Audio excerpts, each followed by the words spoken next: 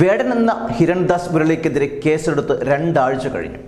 Police അറസ്റ്റിന് ശ്രമിക്കാത്തത് പ്രതിയെ സംരക്ഷിക്കുന്നത് CPM പിന്തുണ ഉള്ളതുകൊണ്ടാണ്. വേടനെതിരെ വീണ്ടും 2 പുതിയ പരാതികൾ വന്നിരിക്കുകയാണ്. ഈ 2 പരാതിക്കാരും പറയുന്നത് മുഖ്യമന്ത്രിയെ നേരിട്ട് കാണണമെന്നാണ്.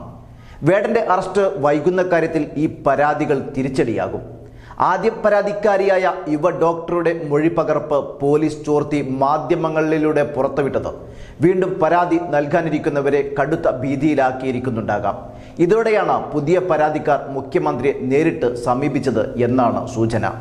വേടൻ എന്ന ഹിരൺദാസ് മുരളിക്കെതിരെ വീണ്ടും പുതിയ പരാതികൾ. ഇയാളുടെ ലൈംഗിക അതിക്രമത്തിന് ഇരകളായെന്ന വെളിപ്പെടുത്തലുമായാണ് 2 യുവതികൾ മുഖ്യമന്ത്രി പിണറായി വിജയനെ സമീപിച്ചിരിക്കുന്നത്. നേരിൽ കണ്ട് പരാതി ബോധിപ്പിക്കുവാൻ അവസരം തേടിയാണ് ഇമെയിലിൽ പരാതി അയച്ചിരിക്കുന്നത്. മുഖ്യമന്ത്രിയുടെ ഓഫീസിൽ ബന്ധപ്പെട്ടും സമയം തേടിയിട്ടുണ്ട്. മുഖ്യമന്ത്രി ഡൽഹിക്ക് പോയതിനാൽ അദ്ദേഹം തിരിച്ചെത്തിയ ശേഷം ഇവരെ കാണുവാൻ സമയം അനുവദിച്ചേക്കും. ദളിത് സംഗീതത്തിൽ ഗവേഷണം ചെയ്യാനായി വിവരം തേടി ഫോണിൽ ബന്ധപ്പെട്ട യുവതിയെ 2020 ഡിസംബറിൽ കൊച്ചിയിലേക്ക് വിളിച്ചുവരുത്തി വേടൻ അതിക്രമം നടത്തി എന്നാണ് ഒരു പരാതി. ലൈംഗിക ബന്ധത്തിന് നിർബന്ധിക്കുകയും വഴങ്ങാത്തപ്പോൾ കടന്നു പിടിക്കുകയും ചെയ്തുവെന്ന് ഈ പരാതിയിൽ പറയുന്നുണ്ട്.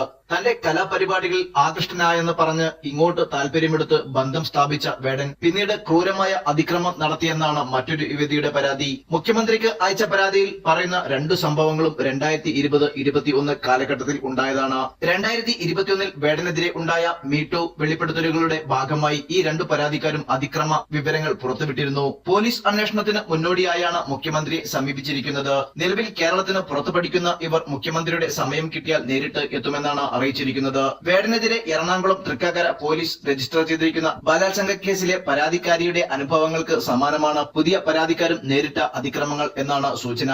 അതേസമയം ഇവരിൽ ഒരാളെ ആദ്യമായി കാണുമ്പോൾ തന്നെയാണ് വേടൻ അതിക്രമത്തിന് മുതിർന്നത്. News desk, news 99.